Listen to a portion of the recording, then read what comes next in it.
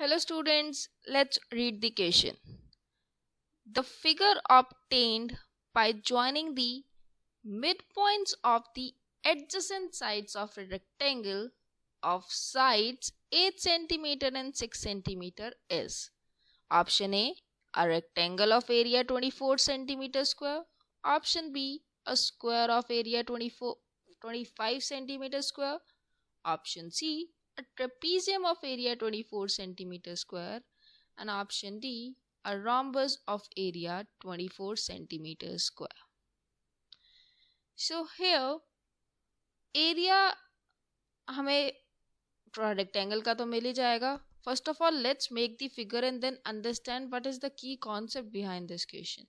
So हमारे पास ये figure already है. I am naming it A B C D. And ये है हमारे पास मिड पॉइंट्स एडजेसेंट साइड्स के P Q R and S.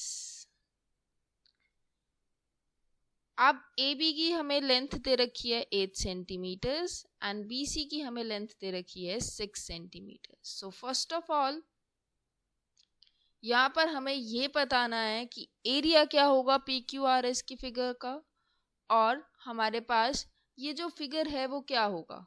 Rectangle बनेगा, स्क्वायर बनेगा, ट्रेपीजियम या rhombus. So here the key concept behind this question is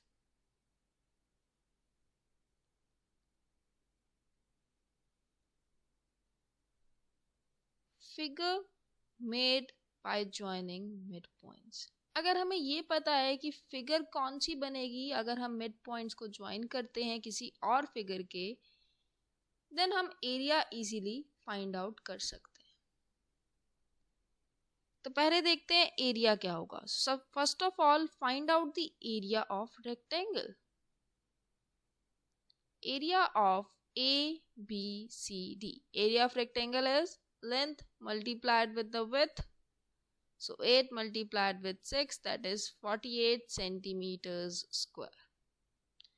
अब यहाँ पर हम एक कंस्ट्रक्शन करेंगे and that construction will be joining the midpoints in a different way. See, construction is we will join the midpoints S and Q, and we will join the midpoints P and R. Join SQ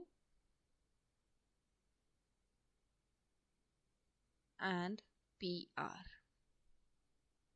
अब आगे एक बात बताइए मुझे, यहाँ पे ये जो दोनों लाइंस हैं ये आपस में पैरेलल हैं बिकॉज ये एक रेक्टेंगल है.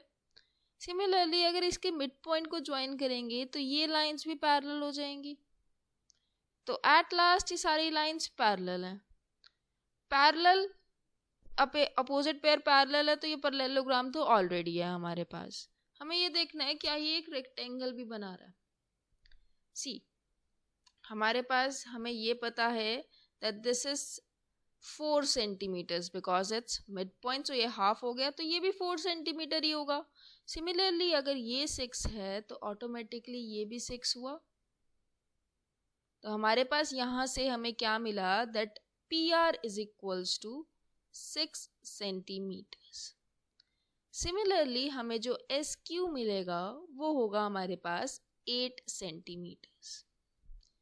नाउ अब ये फिगर क्या है PQRS. तो एक रेक्टेंगल की एडजेसेंट साइड के मिड पॉइंट को जब ज्वाइन करके हम एक फिगर बनाते हैं तो वो रोम्बस बनता है.